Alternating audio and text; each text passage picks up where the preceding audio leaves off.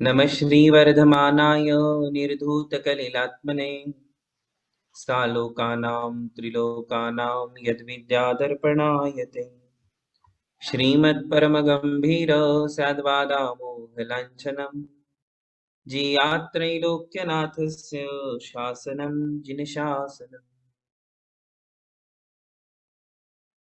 पंच परमेष्टि भगवान की जय।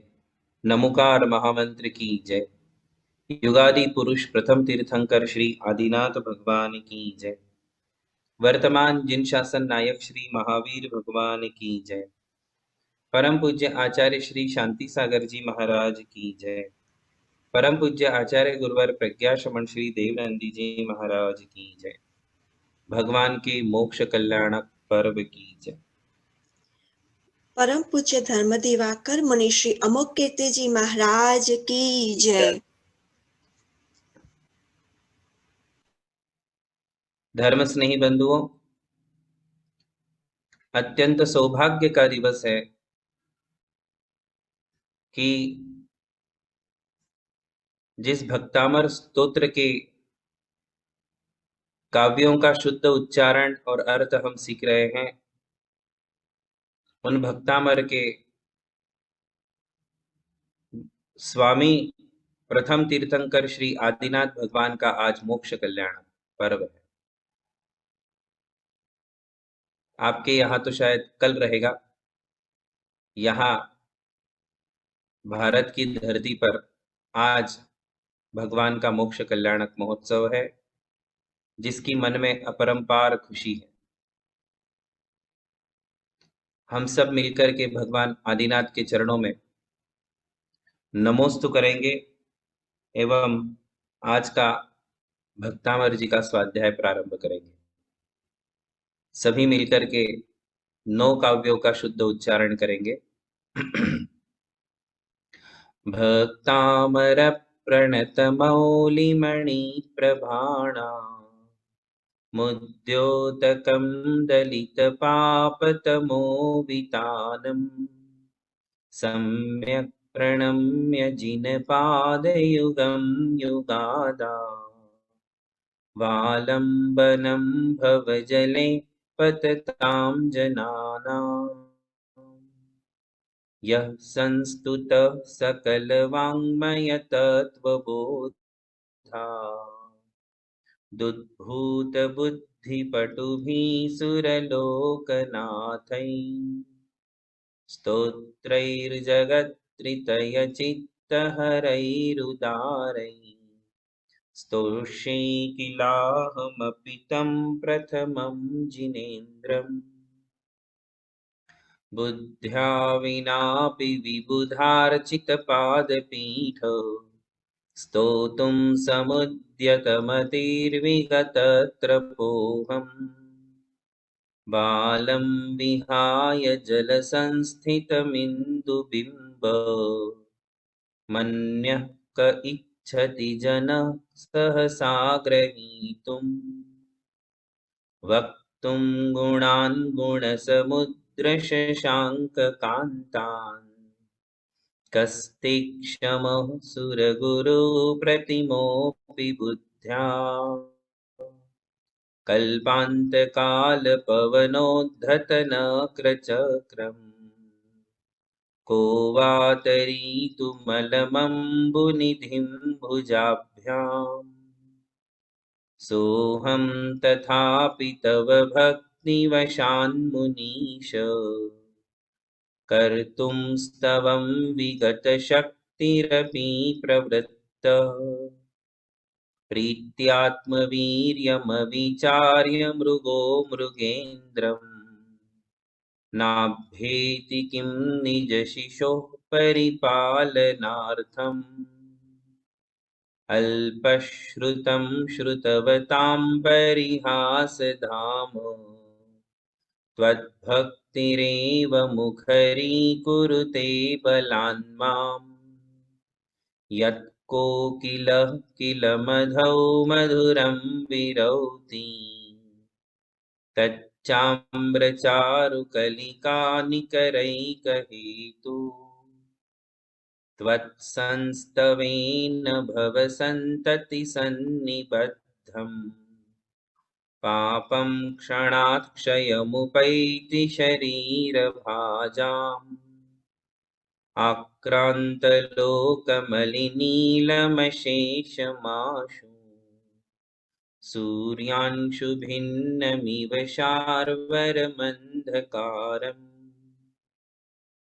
मत्वेति नाथ तव संस्तवनं मयेद मारभ्यते तनुधियापि तव प्रभावात् चेतो हरिष्यति सतां नलिनीदलेषु मुक्ताफलद्युतिमुपैति ननूदबिन्दु।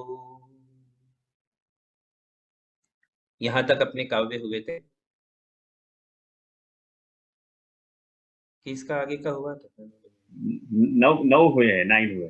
एक और हुआ था। हाँ, एक और हुआ था। आस्ताम ना। हाँ। आस्ताम तवस्तवनमस्तसमस्तदोषम् त्वत्सङ्कथापि जगतां दुरितानि हन्ति दूरे सहस्रकिरणः कुरुते प्रभैव पद्माकरेषु जलजानि विकासभाञ्जी। यहाँ तक हमारे काव्य हुए थे। आज 10वें नंबर का काव्य करेंगे। आप सभी हमारे पीछे शुद्ध उच्चारण करेंगे। वो पेज दिखा सकते हैं?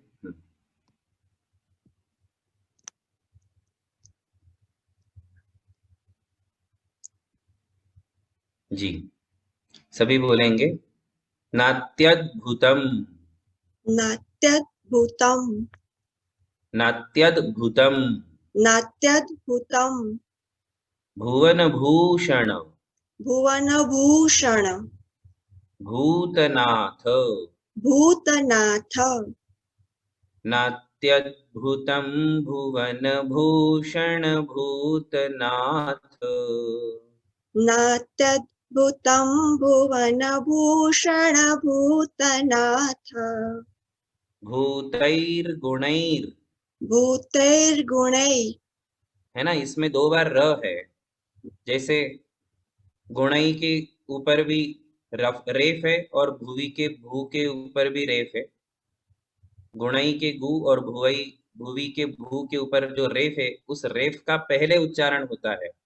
गुणई बोलने के पहले उस रेफ का उच्चारण होगा। जैसे भूतैर गुणैर, है ना, भूतैर गुणैर भुवि, ऐसा पढ़ेंगे। तो देखिए, भूतैर गुणैर भुवि।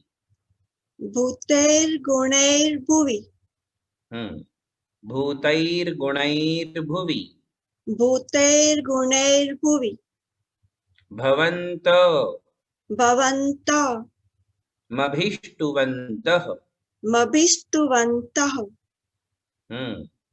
भूतैर्गुणैर्भुवि भवन्तमभीष्टुवन्तः भूतैर्गुणैर्भुवि भवन्तमभीष्टुवन्तः तुल्या तुल्या भवन्ति भवन्ति भवतो भवतो ननु ननु तेन तेन किं वा। किं वा। सरल है। तुल्या भवन्ति भवतो ननु तेन किं वा। तुल्या भवन्ति भवतो ननु तेन किं वा। भूत्याश्रितं भूत्याश्रितं य इह य इह नात्मसमं नात्मसमं करोति। करोति। भूत्याश्रितं य इह नात्मसमं करोति। भूत्याश्रितं य इह नात्मसमं करोति। एक बार और पढ़ेंगे। नात्यद्भुतं भुवन भूषण भूतनाथ। नात्यद्भुतं भुवनभूषणभूतनाथ भूतैर्गुणैर्भुवि भवन्तमभीष्टुवन्तः।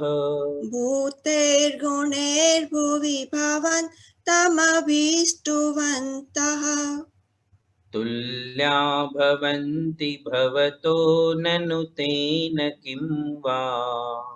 तुल्या भवन्ति भवतो ननु तेन किं वा। भूत्याश्रितं य इह नात्मसमं करोति। भूत्याश्रितं य इह नात्मसमं करोति। बोलिए आप चारों पंक्तियां। नात्यद्भुतं भुवनभूषणभूतनाथ भूतैर्गुणैर्भुवि भवन्तमभीष्टुवन्तः तुल्या भवन्ति भवतो ननु तेन किं वा। भूत्याश्रितं य इह नात्मसमं करोति। बहुत सुंदर। आप पढ़ेंगे नयना शाह।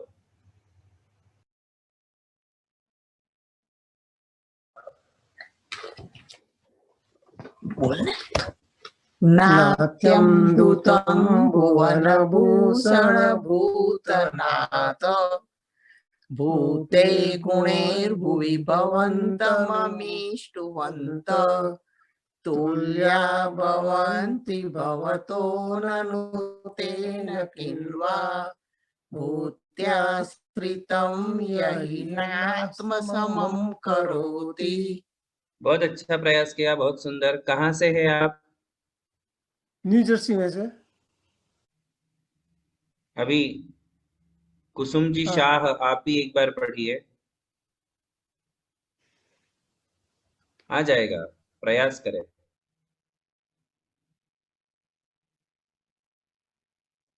अनम्यूट करना होगा आपको। नात्यं श्रुतं भुवनभूषणभूतनाथ भूते गुणे भुवि भवन्तमभीष्टुवन्त तुल्या भवन्ति भवतो ननु कौन तेन पढ़ रहा है? किं वा। भूत्याश्रितं यः नात्मसमं करोति। ये किसने पढ़ा अभी? कुसुम शाह। उनका तो म्यूट है।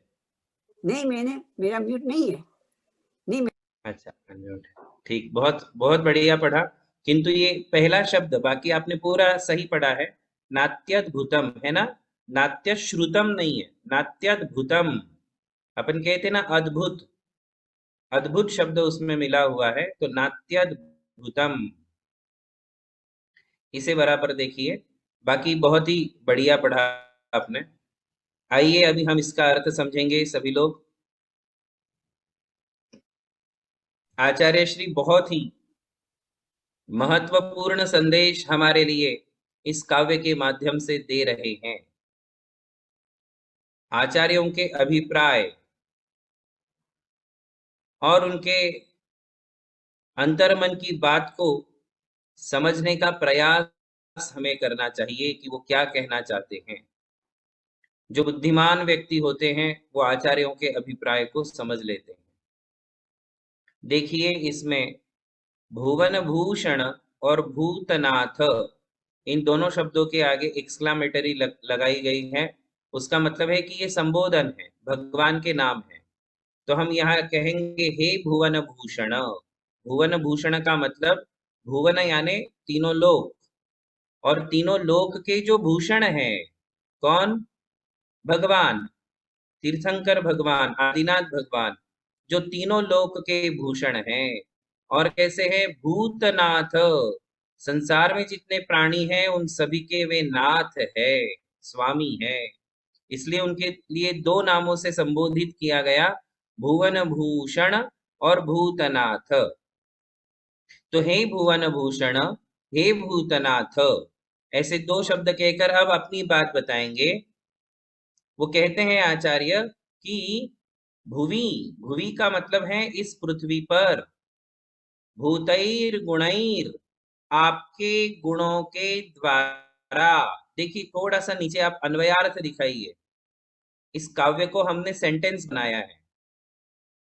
हाँ देखिए, हे भुवन भूषण, हे भूतनाथ, भुवि, भुवि का मतलब इस पृथ्वी पर, भूतई गुणई, आपके विद्यमान गुणों के द्वारा, भगवान में जो गुण प्रकट हुए हैं उन गुणों के द्वारा ही, भवंतम अभीष्टवंतः, आपकी स्तुति करने वाले, है ना।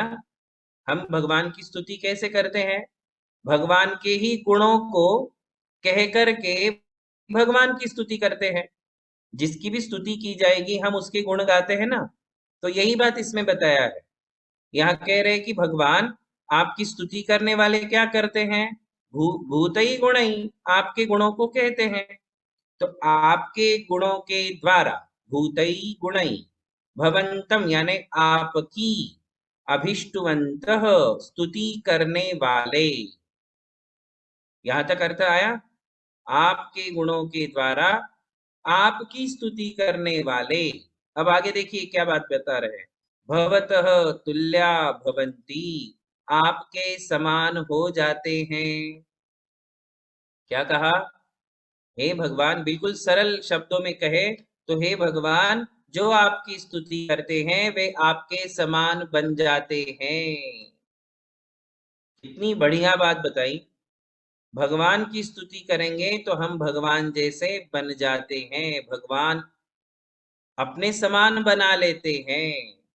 और इसमें आगे वो कहते हैं नात्यद्भुतम, इस नात्यद्भुतम को हमने अलग अलग करके लिखा है। देखिए, न अति अद्भुतम, इसमें बहुत आश्चर्य नहीं है। अद्भुत शब्द का अर्थ है आश्चर्य। न अति अद्भुतम, इसमें बहुत आश्चर्य की बात नहीं है। क्या कह रहे मानतुंगाचार्य जी? कि भगवान की स्तुति करने वाले भगवान जैसे बन जाते हैं, भगवान के समान बन जाते हैं, इसमें कोई आश्चर्य नहीं है। क्यों आश्चर्य नहीं है? तो आगे वो नीति की बात बताते हैं। नीति की बात क्या है? बोले वाह, बोले यह ठीक ही है कि यह जो व्यक्ति इस लोक में भूत्याश्रितम न आत्मसमम करोति, अपने आश्रित रहने वाले को, आपकी बात बता रहे हैं, आप सबकी बात बता रहे हैं, हम सबकी बात बता रहे हैं। यह जो यहाँ भूत्याश्रितम, अपने आश्रय से रहने वालों को, क्या कहा? अपने आश्रय से रहने वालों को न आत्मसमम करोति, अपने समान नहीं बनाते हैं। अपने सहारे, आश्रय का मतलब क्या? सहारा। अपने सहारे रहने वाले को जो आत्मसमम न करोति, अपने समान नहीं बनाता है, ननु तेन किम, ऐसे इंसान से क्या लाभ है, ऐसे व्यक्ति से क्या प्रयोजन है? बात समझ में आ रही है? ये आप और हम सब की बात बता रहे हैं कि जो लोग अपने सहारे रहने वाले, आपके सहारे रहने वाले होते हैं ना। आपके सहारे कौन कौन रहता है बताओ? कई लोग ऐसे हैं जिनके सहारे उनके भाई रहते हैं। कई लोग ऐसे हैं जिनके सहारे उनकी बहनें रहती हैं, है ना। और कई ऐसे हैं जिनके सहारे उनके रिलेटिव्स रहते हैं। और नौकर तो आप लोगों के सहारे ही जीते हैं, है ना। जितने भी एम्प्लॉइज है, जितने भी नौकर हैं, वे तो आप लोगों के सहारे ही रहते हैं। तो जो अपने सहारे रहने वालों को अपने जैसा नहीं बनाता है, आप बनाते हो? बताओ, किसने आज तक अपने नौकर को अपने जैसा मालिक बना दिया? नौकर की तो बात छोड़ ही दो, सगे भाई को क्या हम अपने समान बनाते हैं? कि जैसे मैं आज ऊंचाई पर हूं वैसा मेरा भाई भी ऊंचाई पर आ जाए। आध्यात्मिक क्षेत्र में ये बात देखने को मिलती है। जो आचार्य परमेष्ठी होते हैं वो अपने शिष्यों को अपने समान बना देते हैं, है ना। अपने शिष्य को, जो पहले ब्रह्मचारी थे, गृहस्थ थे, उनको ब्रह्मचारी बनाया, उनको प्रतिमाधारी बनाया, फिर उनको मुनि बनाया, मुनि बना के फिर आचार्य भी बना दिया। और मुनि बनाना ही अपने समान बनाना है ना, क्योंकि आचार्य परमेष्ठी भी एक मुनि ही है और उन्होंने अपने शिष्य को मुनि बनाया। और फिर क्या करते हैं, जिसको पहले आशीर्वाद देते थे उसको अब क्या करते हैं, वो अपने ही शिष्य को प्रणाम करते हैं। आपको पता है, जब आचार्य परमेष्ठी को उनके ही द्वारा दीक्षित या अन्यों के द्वारा दीक्षित मुनि महाराज नमोस्तु करते हैं तो आचार्य उन मुनियों को प्रति नमोस्तु करते हैं। ऐसा मूलाचार ग्रंथ में लिखा है कि उन्हें नमोस्तु के व्यवहार में नमोस्तु करना चाहिए। तो बना लिया ना अपने समान, जिसको कल तक आशीर्वाद दे रहे थे आज उसको प्रणाम कर रहे हैं। तो मुनि महाराज और आचार्य तो अपने समान बनाने का काम कर ही रहे हैं। और भगवान भगवान ने तो सबको भगवान बनने का रास्ता दिखाया। भगवान के कारण ही सब भगवान बन रहे हैं, है ना। हम और आप भी भगवान बनेंगे तो किसके कारण, भगवान के कारण। तो भगवान ही सबको भगवान बनाने का रास्ता भी दिखाते हैं और सबको भगवान बनने का अवकाश देते हैं। तो भगवान तो ये काम कर रहे हैं, गुरु भी ये काम कर रहे हैं, किंतु आप ऐसा कर रहे हो क्या, नहीं कर रहे हो। आचार्य कहते हैं इसमें महत्वपूर्ण संदेश क्या है। मेरी ओर से 2 मैसेज आपके लिए इसमें है। मैंने जो मान तुंगाचार्य जी का अभिप्राय समझने का प्रयास किया है मैं वो आपके लिए बताए देता हूँ। आप भी इस पर चिंतन मनन करिएगा। 2 बातें हैं, है ना। हमारी समाज में जितने भी लोग हैं, यदि आप धर्म मार्ग में आगे हो, आप देव शास्त्र गुरु के भक्त हो, आप जैन धर्म से प्रभावित हो, आप भक्तामर स्तोत्र से प्रभावित हो, है ना, या फिर आप श्रावक धर्म से प्रभावित हो, तो आपको अन्य लोगों को भी अपने समान धर्मात्मा बनाने का प्रयास करना चाहिए। जो मिथ्यात्व में जा रहे हैं उन्हें सम्यक दृष्टि बनाना चाहिए, जो नास्तिक बन रहे हैं उन्हें आस्तिक बनाना चाहिए, जैन धर्म से दूसरों को प्रभावित करना चाहिए। यदि आप ऐसा करते हो तो इसका मतलब है आत्म समम करोति, आप दूसरों को अपने समान बना रहे हो। ये पहला महत्वपूर्ण संदेश है जिसे हमारे सम्यक दर्शन के 8 अंगों में वात्सल्य अंग कहते हैं कि आप सभी को अपने समान समझो। जो भी जैन धर्म का, जैन समाज का व्यक्ति है उसे अपने समान समझो, उसमें भेद मत करो। जो जिनेंद्र देव का भक्त है, जो जैन शासन का भक्त है, वो मेरा साधर्मी है, सधर्मा है, मैं और वो एक जैसे हैं। अब उसको आप अपने धर्म से अट्रैक्ट करने का पूरा प्रयास करो। यदि हमारे लोग दूर जा रहे हैं ना, बहुत लोग हैं, बहुत युवा लोग हैं जो हमारे धर्म से दूर जा रहे हैं, और बड़े बुजुर्ग भी हैं जो आज अदर फिलोसॉफी से अट्रैक्ट होकर के अपने धर्म से दूर जा रहे हैं। उन्हें लाने का प्रयास करो, आत्म समम करोति, उन्हें अपने समान बनाने का प्रयास करो। उन्हें समझाओ कि यही धर्म है, केवली पण्णत्तो धम्मम, केवली भगवान के द्वारा प्रणीत ही धर्म है, यही मंगल है, यही उत्तम है, यही शरण है, इसे छोड़कर हमें जाना नहीं चाहिए। हमें सन्मार्ग में रहना है और दूसरों को सन्मार्ग पर लगाना है। ये पहला संदेश सभी को समझ में आया। ये पहला संदेश जो इस काव्य से हमारे लिए समझने को मिल रहा है। और दूसरा संदेश भी आप समझे कि जो हमारे समाज का पिछड़ा हुआ वर्ग है, आर्थिक स्थिति में, कौन सी स्थिति में, फाइनेंशियल पोजीशन में जो वीक हैं उन्हें भी ऊपर लाने का प्रयास करे। ऐसा विचार करे कि मेरी समाज का प्रत्येक व्यक्ति सुखी होना चाहिए, समाधानी होना चाहिए, समृद्ध होना चाहिए, उसने भी ऊपर आना चाहिए। क्या ऐसा प्रयास हमारी समाज में हो रहा है? आज भी हमारी समाज में जो अंतर है, वो अंतर हमें ज्यों का त्यों देखने को मिलता है। ये ठीक है, ये ठीक है कि सबके अपने पुण्य और पाप कर्म का उदय होता है, सबका अपना भाग्य होता है, किंतु ऐसे भी बहुत सारे लोग हैं जिनका भाग्य तो तगड़ा है, किंतु हम और आप जैसे लोगों का निमित्त उन्हें नहीं मिल रहा है। हमें उन्हें ऊपर लाने की कोशिश करना चाहिए। समाज में जो गरीब वर्ग है, उस गरीब वर्ग को यदि हम ऊपर लाते हैं, उनकी हेल्प करते हैं, तो दूसरा लाभ ये होता है कि वो हमारे धर्म को छोड़कर जाएंगे नहीं। क्योंकि मरता क्या ना करता, अत्यंत गरीबी के यदि दिन देख रहा है व्यक्ति, तो ऐसी समय में जहां से हेल्प मिल जाएगी वो वहां चला जाएगा। ऐसे संपूर्ण विश्व में वातावरण है कि नहीं, बताइए?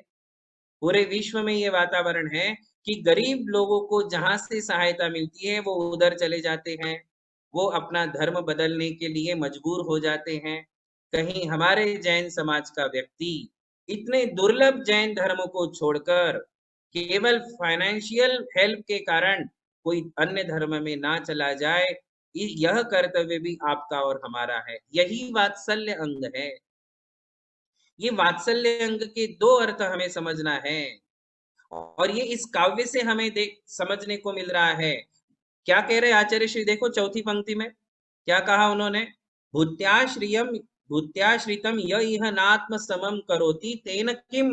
ऐसे व्यक्ति से क्या लाभ है जो स्वयं तो अपने आप को ऊंचा बना रहा है, ऊंचाई पे ले जा रहा है, धर्म मार्ग में भी आगे बढ़ रहा है, और एक तरफ समृद्ध भी हो रहा है, किंतु सिर्फ स्वयं की सोचता है, दूसरों की सोचता नहीं है। ऐसे व्यक्ति से क्या लाभ है ना? ऐसे व्यक्ति से क्या लाभ है जो ना समाज की उन्नति में काम आ रहा है, न धर्म की उन्नति में काम आ रहा है। आप विचार करें, हम मुनि महाराज बन गए, है ना? हम तो अपना कल्याण कर ही रहे हैं, हमें तो रोज एक बार आहार लेना है, सो आहार आप दे ही देते हो। यदि हम उपदेश नहीं भी दे तो क्या हमारा काम नहीं चलेगा? हमारा आत्म कल्याण रुक जाएगा? यदि हम उपदेश ना दे तो हमारे पास बहुत काम है, प्रतिक्रमण है, सामायिक है, तपस्या है, दिन भर अपनी दिनचर्या है, ये करके मैं अपना कल्याण कर सकता हूँ, है ना? फिर भी हम आपके लिए समय निकाल के उपदेश देते हैं। एक दिन में 2 बार, 3 बार, 4 बार हम उपदेश देते हैं। क्यों देते हैं? इसका कारण यही है, भूत्याश्रितम यह नात्म समम करोति। जो अपने आश्रय, अपने सहारे रहने वाले भक्तों को मोक्ष मार्ग नहीं दिखाएगा, धर्म का मार्ग नहीं दिखाएगा, तो मैं स्वार्थी हूं, मैं परमार्थी नहीं हूं। और ये संदेश भगवान अरिहंत भगवान ने भी दिया है। उन्होंने भी 4 घातिया कर्मों का नाश करके केवल ज्ञान प्राप्त कर लिया। अब उनको सिद्ध बनने से कोई रोक सकता है क्या? अरिहंत भगवान को, तीर्थंकरों को मोक्ष जाने से कोई रोक सकता है? कोई नहीं रोक सकता है। फिर भी भगवान उपदेश देते हैं, है ना? फिर भी वो उपदेश देते हैं। क्यों? क्योंकि हम सब संसार में गिरते हुए प्राणियों को उन्हें बचाना था, आलंबन देना था। पढ़ा था ना आपने पहले काव्य में, वालंबनम भवजले पतताम जनानाम। जो संसार समुद्र में डूब रहे थे, उन्हें बाहर निकालने के लिए भगवान ने उपदेश दिया। इसका अर्थ है कि वे कितने करुणावान थे, कितने अपार करुणा के स्वामी थे, जो उन्होंने हमारे लिए उपदेश दिया, है ना? और उसी करुणा को हमारे साधु संत लिए चल रहे हैं कि वो आपको उपदेश दे रहे हैं, भगवान का मैसेज आप तक फॉरवर्ड कर रहे हैं कि आप लोग भी जुड़ो, आप लोग भी समझो कि धर्म क्या है, अध्यात्म क्या है, हमारी आत्मा क्या है, ये जन्म और अगला जन्म क्या है, इस बात को समझाने की कोशिश कर रहे हैं। तो इस काव्य ने बहुत ही मॉरल मैसेज हमारे लिए दिया है कि हमें अपनी समाज के, सबसे पहले अपनी समाज का विचार करो। हम अनाथाश्रमों में जाकर के खूब दान देते हैं, अरे भाई अपनी समाज के गरीब व्यक्ति को ऊपर लाने की कोशिश क्यों नहीं करते? सबसे पहले वात्सल्य धर्म निभाओ, उसके बाद मैत्री धर्म निभाओ, है ना? मैत्री और वात्सल्य में अंतर है। अपनी एबीसीडी ऑफ जैनिज्म में ये सारे सब्जेक्ट आएंगे, उसमें हम आपको समझाएंगे कि मैत्री अलग है, वात्सल्य अलग है। और मैत्री से वात्सल्य ऊपर है ना। और वात्सल्य होता है हमारे समाज के जितने भी अनुयायी हैं उनके लिए, और मैत्री होती है तीनों लोक में जितने प्राणी हैं उनके लिए। तो सबसे पहले वात्सल्य धर्म का पालन करो, और अनाथाश्रमों में गरीबों को खूब दान दे रहे हो, उसमें पहले अपने समाज के गरीब व्यक्ति का विचार करो कि हम उसे कैसे ऊपर उठा सकते हैं। और उन लोगों को, अपनी समाज के उन नास्तिक लोगों को जो धर्म से दूर जा रहे हैं, उन्हें हम धर्म से कैसे जोड़ सकते हैं। ये दो मैसेज इस काव्य से हमारे लिए प्राप्त हो रहे हैं।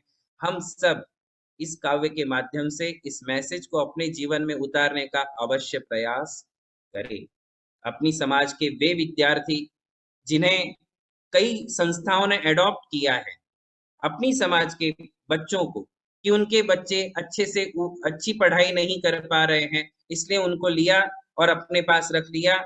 ऐसे 60 बच्चे, 100 बच्चे, 200 बच्चों को जिन्होंने एडॉप्ट करके रखा है, उन बच्चों को आप हेल्प कर सकते हो। जैन समाज का एक परिवार इसमें खड़ा हो जाएगा, है ना। और वो इस बात के लिए हमेशा ऋणी रहेगा, हमेशा आपके प्रति वो इस बात में ऋणी रहेगा कि मुझे अपनी समाज के लोगों ने हेल्प की और मुझे ऐसे समय में सहायता की जिस समय हमारे पास कुछ नहीं था। तो हम यदि छोटे छोटे बच्चों को एडॉप्ट करके उनकी पढ़ाई लिखाई करते हैं, जैन समाज के बच्चों को, तो ये भी बहुत बड़ी हेल्प हमारे द्वारा होती है, और ये वात्सल्य धर्म का पालन हमारे द्वारा होता है। तो भगवान आदिनाथ की स्तुति में मानतुंगाचार्य जी के द्वारा जो हमारे लिए ये संदेश प्राप्त हो रहे हैं, इन संदेशों को भी हम जन जन तक फैलाने का प्रयास करें। आज इतना ही। सभी लोग 9 बार जाप करेंगे, है ना, क्योंकि आज भगवान आदिनाथ का मोक्ष कल्याण है। तो हम मंत्र बोलेंगे, आप सभी लोग स्वाहा बोलिएगा या नमः बोलिएगा। ओम ह्रीम अरहम मोक्ष कल्याणक प्राप्ताय श्री आदिनाथ जिनेन्द्राय नमः। ओम ह्रीम अरहम मोक्ष कल्याणक प्राप्ताय श्री आदिनाथ जिनेन्द्राय नमः। ओम ह्रीम अरहम मोक्ष कल्याणक प्राप्ताय श्री आदिनाथ जिनेन्द्राय नमः। ओम ह्रीम अरहम मोक्ष कल्याणक प्राप्ताय श्री आदिनाथ जिनेन्द्राय नमः। ओम ह्रीम अरहम मोक्ष कल्याणक प्राप्ताय श्री आदिनाथ जिनेन्द्राय नमः। ओम ह्रीम अरहम मोक्ष कल्याणक प्राप्ताय श्री आदिनाथ जिनेन्द्राय नमः। ओम ह्रीम अरहम मोक्ष कल्याणक प्राप्ताय श्री आदिनाथ जिनेन्द्राय नमः। ओम ह्रीम अरहम मोक्ष कल्याणक प्राप्ताय श्री आदिनाथ जिनेन्द्राय नमः। ओम ह्रीम अरहम मोक्ष कल्याणक प्राप्ताय श्री आदिनाथ जिनेन्द्राय नमः। बोलिए आदिनाथ भगवान की जय। परम पूज्य मुनि श्री अमोघ कीर्ति जी एवं अमर कीर्ति जी महाराज की जय।